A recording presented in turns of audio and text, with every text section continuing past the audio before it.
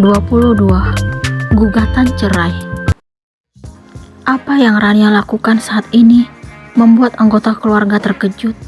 Pak Bagas dan Bu Farida tidak menyangka kalau putri mereka tersebut kini benar-benar marah. Sementara Pak Zainal dan Bu Mai hanya terdiam dan bengong.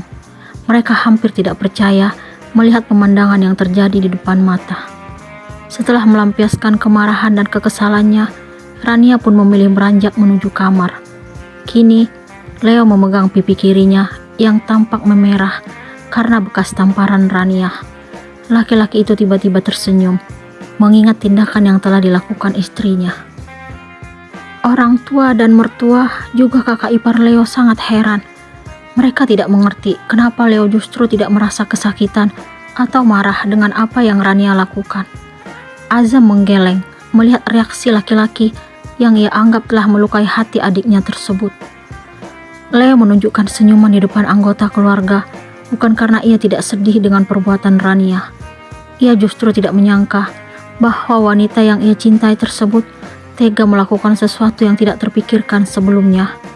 Ini untuk kedua kalinya Rania melakukan kekasaran terhadap Leo. "Kamu baik-baik aja, Nak?" tanya Bu Mai kepada Leo. "Iya, Mi." Leo tidak ingin membuat ibunya sedih.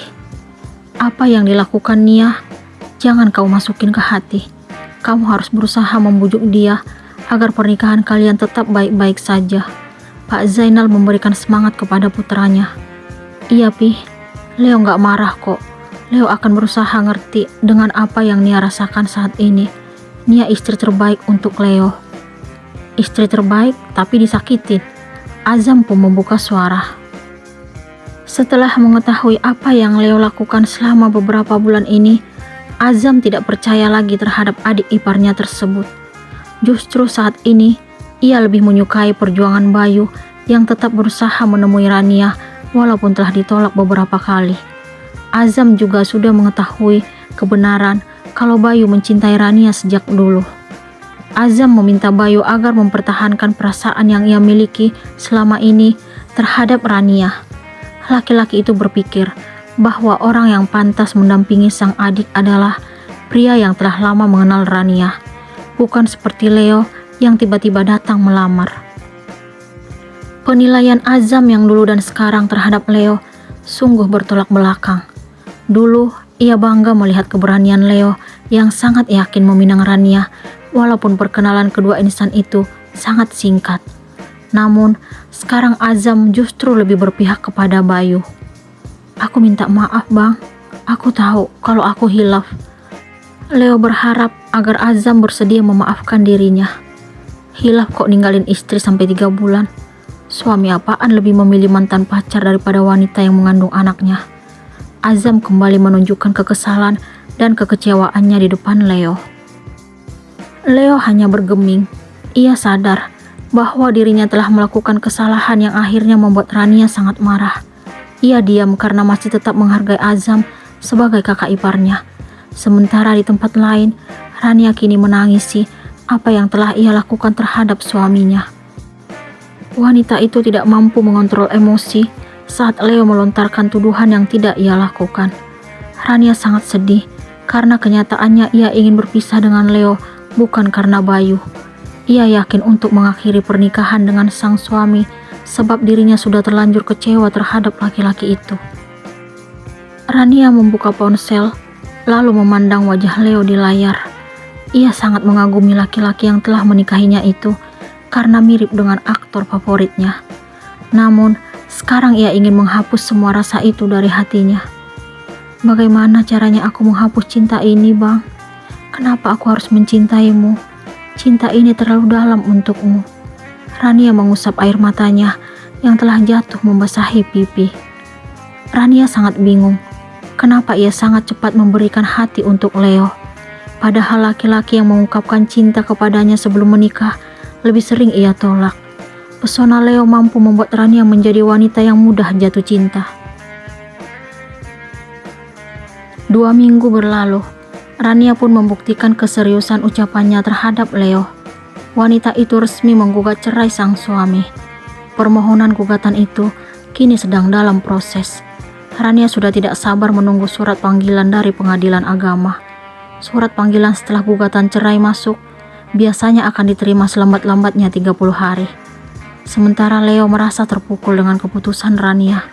Ia tidak percaya kalau sang istri tega melakukan tindakan serius tersebut.